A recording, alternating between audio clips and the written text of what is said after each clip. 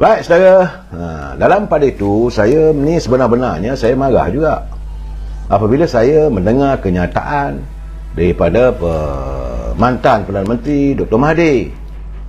Bila dia kata Malaysia dianggap bukan lagi milik Bumi Putera apabila bangsa Melayu masih lagi dibelenggu dengan isu kemiskinan. Kata dia. Jadi kalau keadaan begitu kita nak tanya dia, dalam kau 22 tahun berada di anjung kuasa kau buat apa? Siapa sebenarnya memiskinkan warga bangsa Melayu? Yang kaya raya, seperti yang saya dah kata 2-3 malam lepas, 10 orang terkaya tak ada seorang pun Melayu. Semua adalah kroni-kroni Dr. Mahathir sendiri.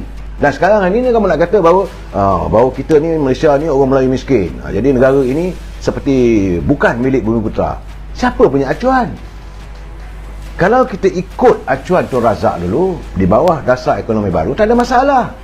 Tapi kerana dengan penswastaannya, maka yang kaya terus kaya, yang miskin terus papa ke dana. Jadi tambah-tambah lagi dia kata banyak tanah-tanah milik orang Melayu terpaksa dijual akibat kemiskinan. Siapa yang mengizinkan? Siapa yang mengizinkan? Waktu itu kamu berada sebagai Perdana Menteri. Bukan tak boleh, dah ada akta. Tanah Melayu, tanah rezerv Melayu tak boleh dijual pada bukan Melayu. Tapi anda melantik menteri besar, anda melantik pemimpin-pemimpinnya di peringkat esko kerajaan negeri yang terlibat, boleh mudah terperangkap untuk mengizinkan tanah rezerv Melayu pun boleh orang beli. Ini keadaannya. Saudara Sweep, IB, menteri-menteri mereka harap menjaga tembolok mereka saja. Itu keadaannya. Tidak ada perasaan kasih kecintaan pada negara. Dia kata orang Melayu miskin kerana kita dapati walaupun kita mempunyai simpanan tanah Melayu, namun kerap kali dijual dan akhirnya dimiliki oleh orang lain. Siapa yang memulakan? Saya malah nak bercakap lah, contoh paling jelas tanah di Jalan Ampang. Yang memajukannya adalah Petronas, milik syarikat negara, tapi Ananda Krishnan yang mendapat laba besar. Itu cukup contoh. Banyak lagi kawasannya. Saya tak mau berdebat dengan orang yang dah, bagi saya orang dah has been lah. Sebenar-benarnya tak payahlah Tuan Dr. Mahathir nak bercakap, nak melainkan bila tampil ke depan menuntut minta maaf. Bila dia kata seperti yang berlaku Singapura, sebagai daripada Johor, tapi kini kita hilang Singapura sehingga menjadi negara lain dan dimiliki oleh orang lain. Tu kau bercakap apa benda ni? Masa kes Pulau Batu Putih zaman siapa? Dah elok kita nak berjuang, batu kamu jadi Perdana Menteri, kamu rehatkan apa-apa ini lawyernya, peguam negara kita. Jadi cakap tak semua bikin. Kata ahli Parlimen Langkawi itu dalam masa sama beliau pendapat kempen menghalang penjualan tanah Melayu, tanah perlu diperbanyak untuk menghalang aktiviti ini terus berlaku. Saya nak bagi tahulah, memang dah ada undang-undang, dah ada akta. Tanah rezerv Melayu, tanah bukit, tanah lombong tidak boleh dijual pada bukan Melayu. Tapi siapa yang meluluskan 22 tahun anda berada di anjung kuasa? Saya isu tanah ni saya ingat saya nak buat, saya masih lagi sedang buat kajian. Bukan hanya isu tanah, begitu juga dengan isu kemiskinan, nelayan-nelayan pantai. Ini zaman siapa?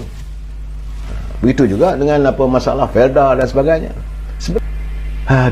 Saya pun tak tahu. Bagaimanapun saya amat berterima kasih dengan Datuk Zaid Ibrahim. Malam kita bercakap, beliau adalah mantan Menteri Jabatan Perdana Menteri.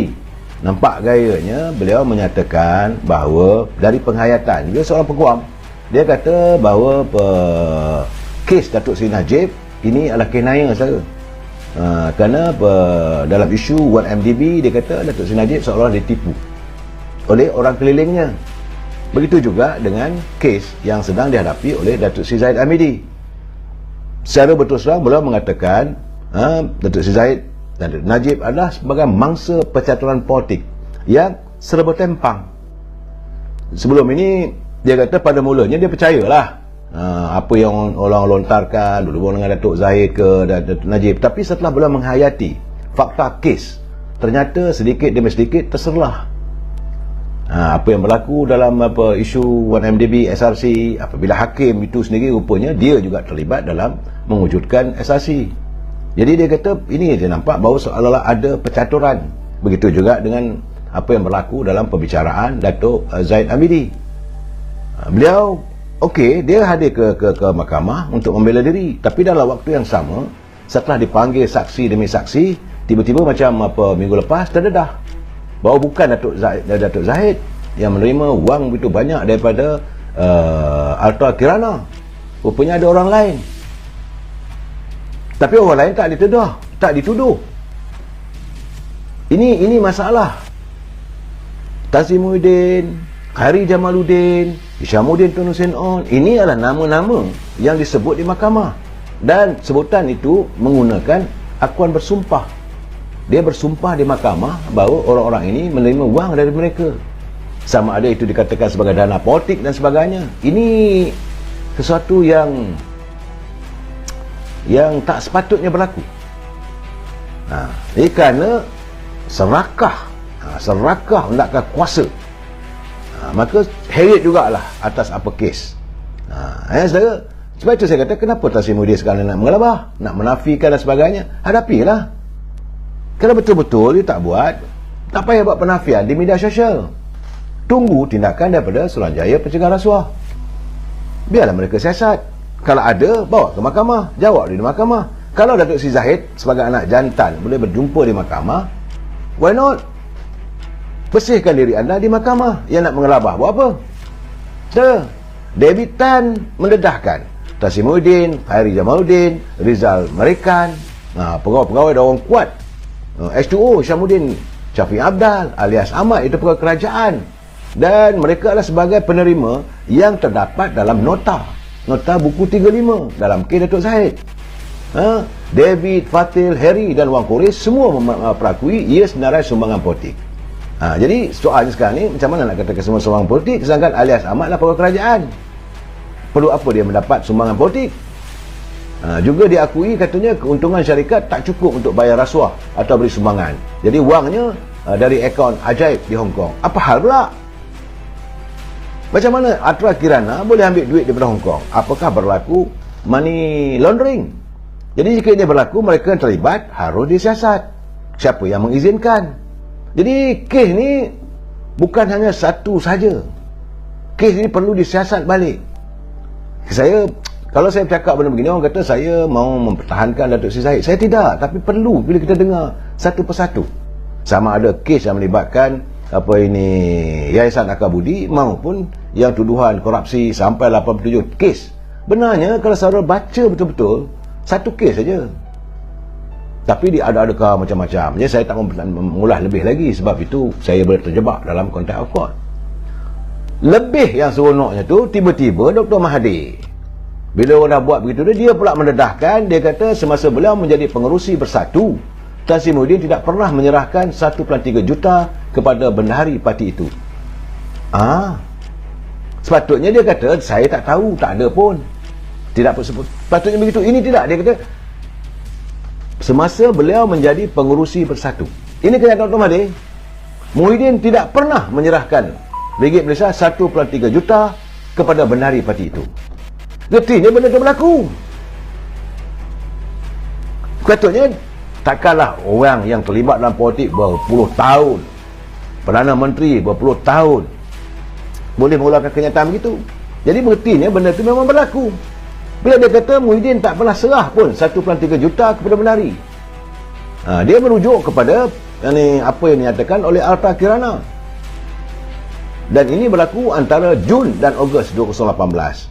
Jadi Dr. Mahathir kata, berdasarkan Undang-Undang Kecil Bersatu, jika pemimpin parti menerima sumbangan dari mana-mana pihak, ia hendaklah diserahkan kepada bahagian kewangan.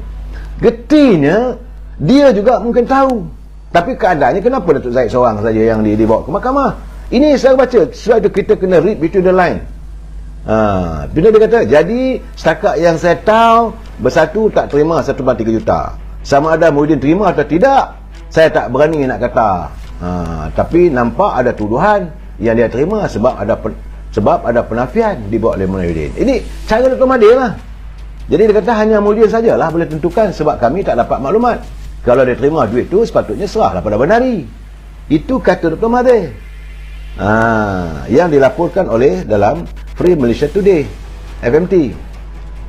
Jadi kita melihat masalah korupsi ke dana politik ni bukan lagi satu persoalan yang boleh kita biarkan begitu. Kadang-kadang amat memalukan dan terdedah satu dunia. Dan kita ni semakin lagi dilihat sistem perundangan kita, masih dilihat sistem kepimpinan kita, dilihat oleh negara luar. Macam mana kita nak menarik pelabur-pelabur dari luar? Sebab itu kita dilihat sebagai negara yang paling korup. Itu keadaannya, saudara.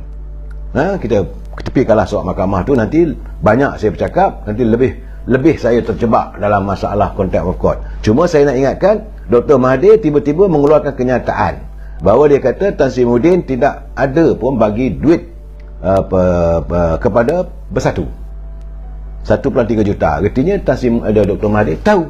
Itu saja.